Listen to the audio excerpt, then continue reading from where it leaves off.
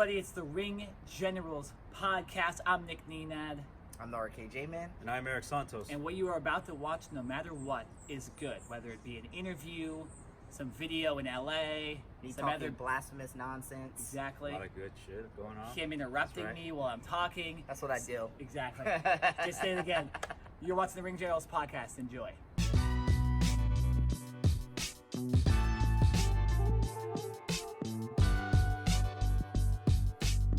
Welcome everybody to the Ring Generals podcast. I am Eric Santos. Alongside me is Nick Nenad. What's happening, man? What's up, guys? And today we have a special guest, Jesse here. He's our pseudo MMA expert. We wanted to bring him on the show because he's here covering some wrestling for us here in Los Angeles. He's going to fill in for the RKJ man, who's just busy at work right now and could not make it to the shows. But we will be at a show in LA Friday, so you'll see all the content you want. But this is going to be a special version of the UFC show. We're here in downtown Los Angeles. We found a really cool spot right above Dodger Stadium with a great view of downtown LA, and we just want to talk some UFC. So, Eric, what are we going to talk about today here on the podcast? Well, UFC 244 in general. I mean, to be honest, my opinion on UFC 244, it was a great event. I managed to catch the main event, that is Nate Diaz versus Masvidal.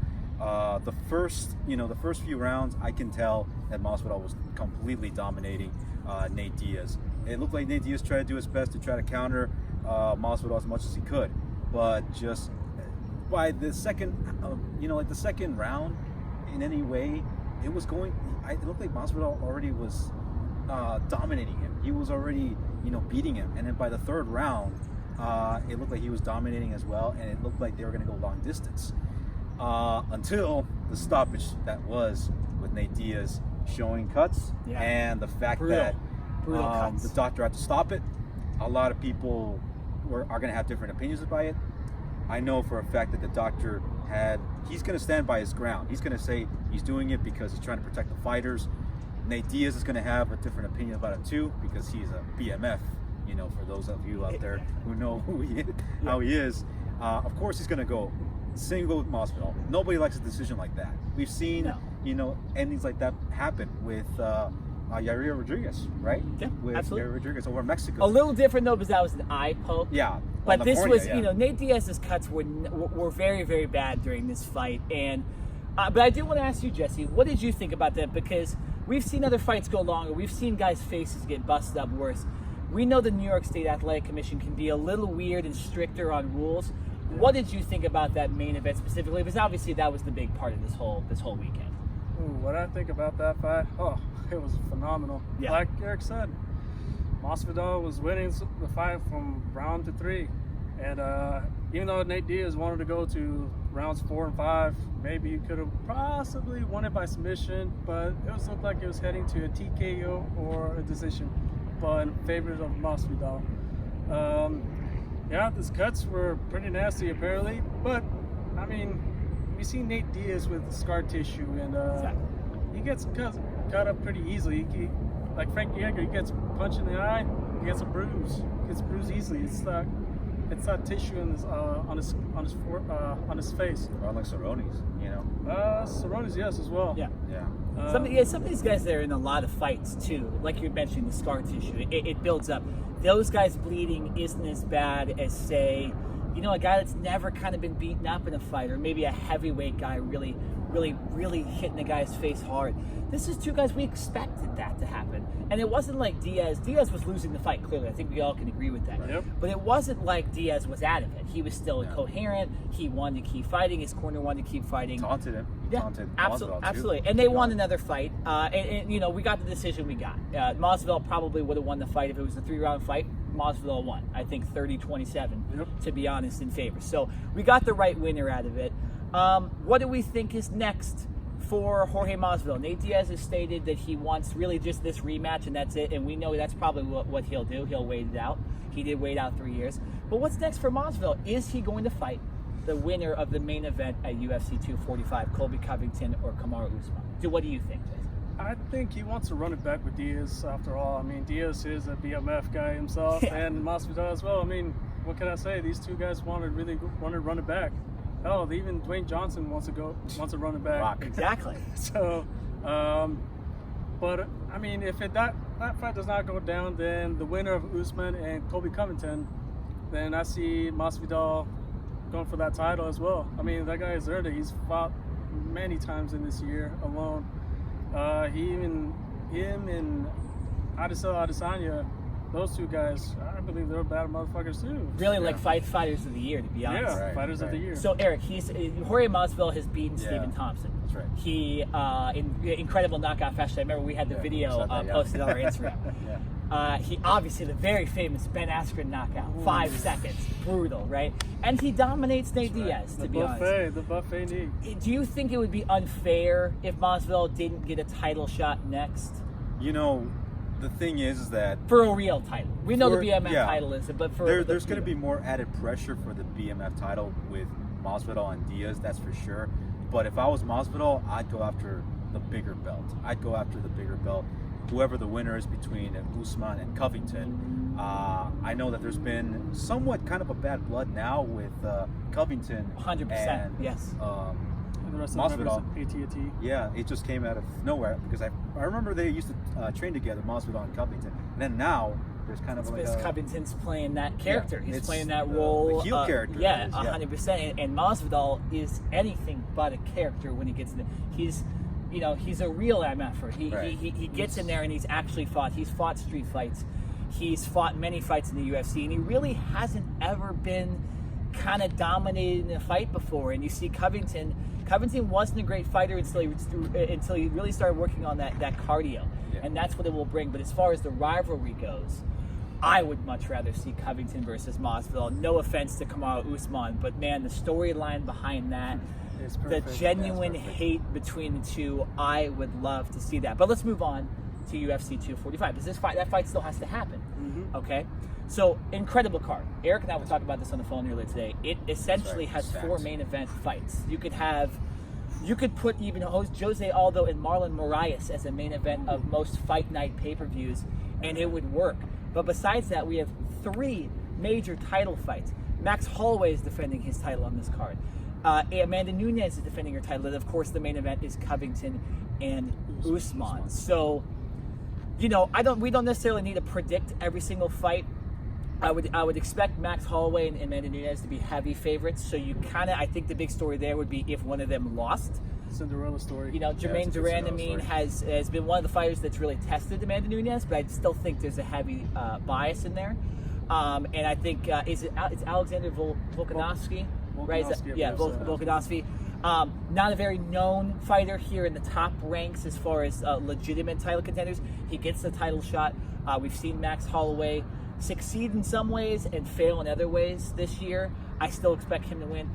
But let's really go over this Covington-Usman fight. These guys are they're almost mirrors of each other, right, Jesse? In a way, yeah. They both come back from wrestling backgrounds. What else? I mean, these guys are... The cardio as well is amazing on both guys. I mean, these guys are fantastic. I mean, these guys are at the top of their level, fighting for dear life for that belt. It's like if it's their lifeline, it's what they need and want. So, I mean, if you're going to take off bread off somebody else's table, it's going to have to be one of theirs. Unfortunately. What do you think? What do you think, Eric? What are you looking forward to most in that fight? Do you expect there to be a knockout in that fight, or do you expect it to go 5 rounds and the guys to kind of use the wrestling and stuff like that? If I was seeing how they've been fighting as of late with the Lawler fight, with Lawler and Covington and Usman and Woodley, they've been going long distance, and I wouldn't be surprised if they've gone long distance as well with Usman and Covington. I'm pretty sure they're going to go all 5 rounds, try to out wrestle each other, counter as much as they can, and try to see if they can tire each other out. Covington, I don't know. I mean, as much as a lot of people don't like the guy, you gotta respect one thing. 100%. His cardio is insane. He's got heart. You don't see anybody that has that kind of cardio. He might have the best cardio in all of UFC. Yes, and he just keeps coming at you, taunt you, and still out wrestle you. Man, that's one thing that you don't see from a lot of UFC fighters right now in the division. 100%. So with Usman, if there's one thing he's got to work on is his cardio, but I think he's got it marked down. I know that's one thing he's going to be training, and his wrestling, of course. If there's one thing that Usman's got to do is really tire him out. Tire out Covington, and he can have the advantage. As of right now, I don't have, a favorite as of right now. But if I have to go with somebody who's doing really well as of, in the current roster, it's Covington. As much as I hate to say it. And that's the thing. I think all the Trump stuff and all the glamour behind him and all the chicks that hang out with him and stuff like that, it's all kind of overshadows the fact that he might have the best cardio in UFC. He is a legitimate champion. That's right. He is a legitimate contender for this title. He won the interim championship. They just took it away from him because he hadn't taken the fight, but he never lost the interim title that he won. His last 2 fights, going into him, probably wasn't the favorite and still ended up dominating in both fights. So, we probably shouldn't make a prediction yet just because we're still a month away. If you want to, Jesse, you are a little bit more of an expert than us. Yeah. So if you want to predict that fight, you can. If you don't know, that's okay. We'll probably bring you on in a month or so, and we'll do a proper prediction show for UFC 245. Do you have predictions, sir? I got a prediction. I say Usman winning by decision. You got to take by size and strength. Cardio could play a big factor in this fight as well. A huge factor actually. But size difference. I got to give it the edge to Usman. Usman's bigger, stronger. Look at the way he dominated Woodley. Woodley's that was ragdoll. unbelievable. Woodley, Woodley is like tough mother, And Woodley has got phenomenal cardio, but unfortunately he wasn't able to show his his game plan. He didn't put it into place. He couldn't, because look at that. Usman just neutralized him from clinching to just basically clinching him throughout the whole fight and grounding, pounding him. Can't put a bigger statement than that unless you're gonna give him a TKO or KO. But yeah, I'm gonna go with Usman. But I like Covington as well. We'll see. Yeah, no, that's going to be a great fight. Do you agree with me, at least, and Eric, that you think that Amanda Nunes and Max Holloway should win these fights? I wouldn't say relatively easily because it is the UFC, but would it be a major upset if both of them lost? I don't see Amanda Nunes losing for a little while. You haven't seen a dominant champion as her in a long time.